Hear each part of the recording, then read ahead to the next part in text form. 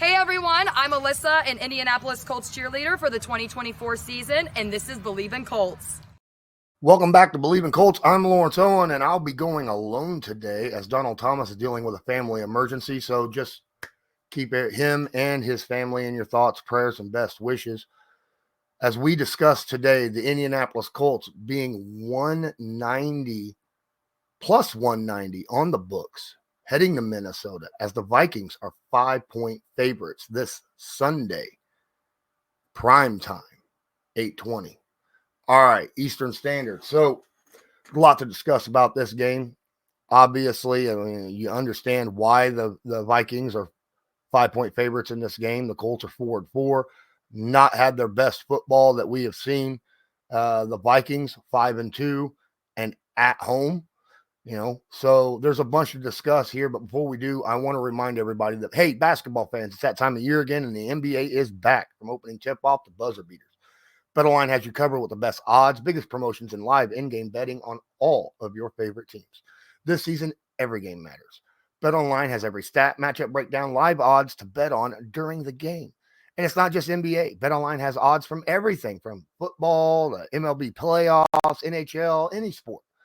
Head to the website today, get on the action with America's most trusted site for online wagering. BetOnline.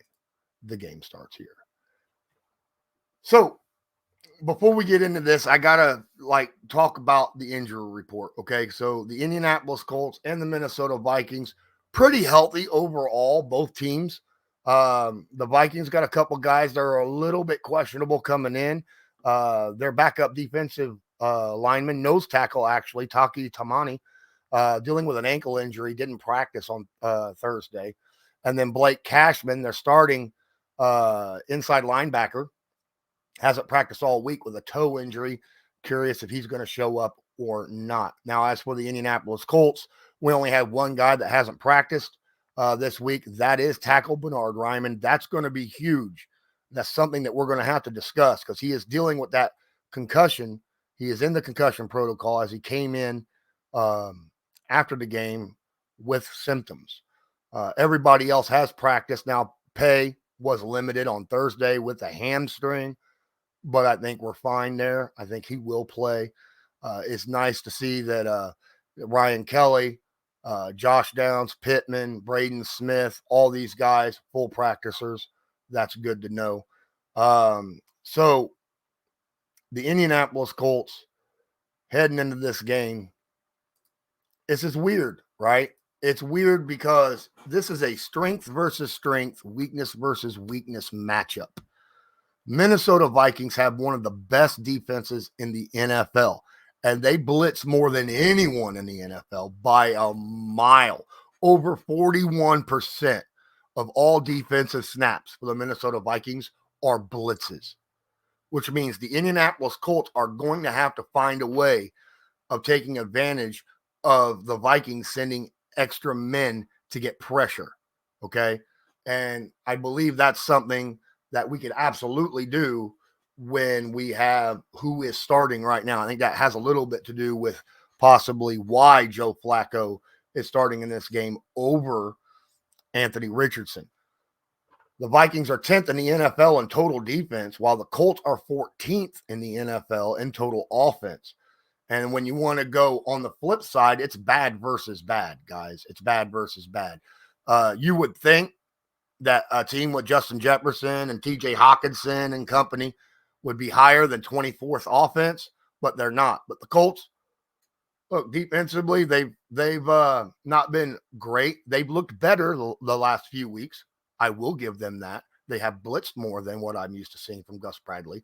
But currently, statistically, they are still the 28th ranked defense in the NFL. So that's what I got for that. It's strength versus strength, weakness versus weakness on these two teams. So it's kind of up in the air at this point, okay, on who's going to win. Now, you want to look at that defense, though, 10th. That's pretty darn solid. And I think that is legitimately something. I mean, look, they get a lot of pressures. They get a lot of quarterback knockdowns. The Colts are going to absolutely have to find ways of getting the ball out quick, and you're going to have to find the hot read. wherever the blitz is coming from, you're going to have to get someone in that spot, wherever it's vacated, get the ball to him. I think Joe Flacco, that experience, that veteran experience is going to provide huge help sitting back there at quarterback. He'll be able to maybe adjust some routes or something of that nature, call out a new hot route or something when he sees a blitz. Now, these guys are very good at hiding blitzes. They send blitzes from different directions. And it's not like, the reason they can do that is because they got two guys on the outside that are very good coverage guys. You might have heard Stephon Gilmore's name, once or twice as a Colts fan, right? Yeah. He is the starting right cornerback. Their left cornerback, Byron Murphy, two very good guys. Then you got Harrison Smith sitting back there at strong safety. They've got a secondary. It's like the opposite of the Colts secondary. They got a very, very good secondary, which allows them to send extra guys on blitzers. Now, their front seven really depends upon how you look at it. Our offensive line, if we're just looking at 4-on-5, I think our offensive line has them somewhat normally but we have Bernard Ryman out. And right now they got Jonathan Bullard, Jerry Tillery, Harrison Phillips. Did I already say Jonathan Greenwood? Right? These are guys that could absolutely rush the passer, get in the backfield. My problem, though, is like I said earlier, is Blake Freeland going to come in for Bernard Ryman? Because that worries me a little bit. Blake was up and down last year as the guy who came in helping out for Braden Smith when Braden Smith was dealing with his knee injury. Okay. He's probably our best tackle that we have as a backup tackle, swing tackle. But that doesn't mean that I'm not a little bit worried about that. Could we possibly see Tanner Bortolini go over there instead? Or, I'm sorry, maybe Matt Goncalves, right? We'll call it that. Probably Blake Freeland, though. All right. Tanner was more of a center guard guy. My bad. Wasn't thinking straight on that. But it's still a little bit of a worry, okay? Because these guys do send a lot of blitzes. You're going to probably want to keep a tight end on the outside to help with whoever is covering for Bernard Ryman in this game, because it doesn't look like, since he hasn't practiced today, very slim chance he makes it through concussion protocol to make Sunday Night Football. He might, but it's a very slim chance. It is a good thing that it's Sunday night, because they'll be able to test him later on in the day on Sunday to find out if he could pass. But he still has to have some sort of limited practice before Sunday in order to pass that test. I feel like this is a game where we're going to see how important Anthony Richardson is to this run game, because, look, Jonathan Taylor and Joe Flacco haven't started a game together ever. Right? They played a little bit together in that Pittsburgh game. But, the other games that Flacco started, Taylor was out. And the Colts running game was limited with him at quarterback. Now, does that mean that, we're not going to run the ball much? I think we probably will run the ball a lot. Just might be some misdirection or taking advantage of seeing where the blitz is coming from and coming in behind it. But we are going to find out how effective our run game is with Jonathan Taylor at running back and Joe Flacco at quarterback. If these two can mesh well and our running game stays above 4.5 yards a carry, because Jonathan Taylor is doing about 5 yards a carry right now on the season and like 12 yards per reception. Okay. Taylor's having himself a good season right now, even though he's missed a couple games due to that high ankle sprain. He came back strong last week against the Texans. I think our offense can move the ball against the Vikings. We just got to be very attentive, especially across that offensive line, and make sure that we pick up the blitzes that are sent. All right. And don't force any throws. You don't want to force throws into the secondary. They're going to end up getting interceptions. I don't want to see turnovers. Okay. So, and I kind of got a feeling that is something that Minnesota really wants to come out of at home against the Colts, is get some turnovers. Joe Flacco's not been prone to doing that as of late, knock on wood. He's only got one interception to 7 touchdowns. We'll see how that goes. Keep your eye out. I don't think the Indianapolis Colts are done with Anthony Richardson. All right. I would not be surprised if we saw Anthony Richardson out there on 3rd and short, or, short to goal line situations, right? Because that RPO system and short yardage situations is very, very difficult to deal with. All right. Just taking the long ball off the board for Richardson. It's all about getting that short yardage, getting that first down, getting that touchdown in short yardage situations. That's something that I feel like we could still utilize Anthony Richardson for.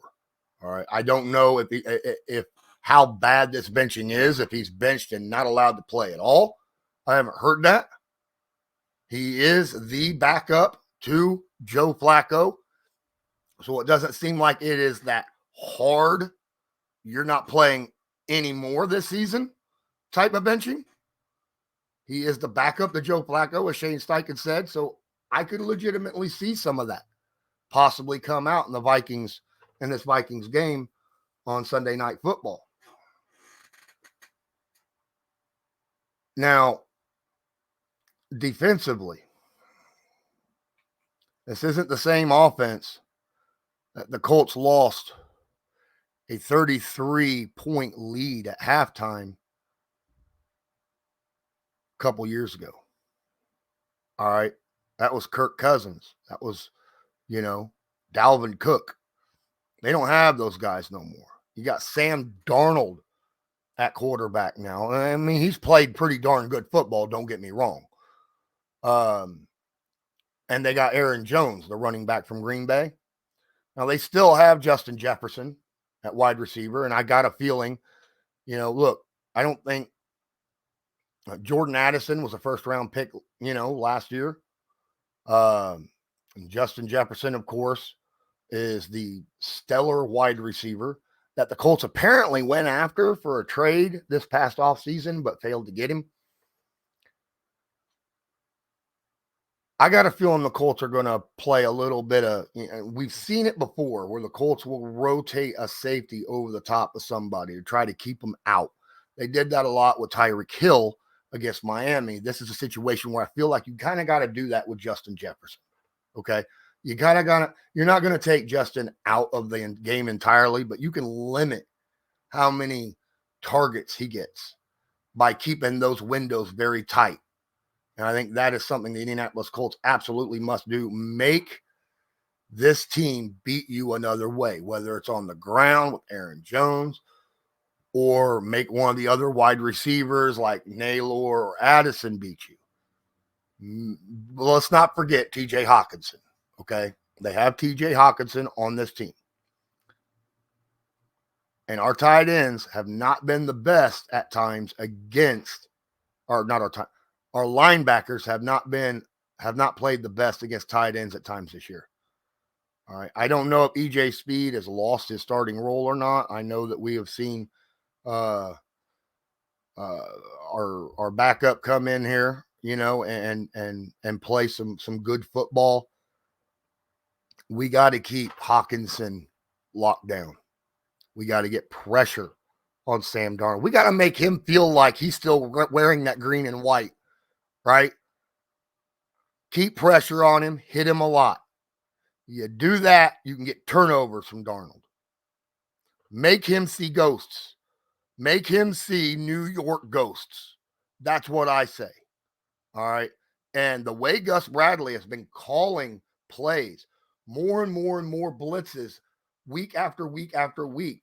The last 3 weeks, we have seen him dial up the blitzes quite a bit over the past 3 weeks. And I am very excited to see what he might do against this Sam Darnold guy, right?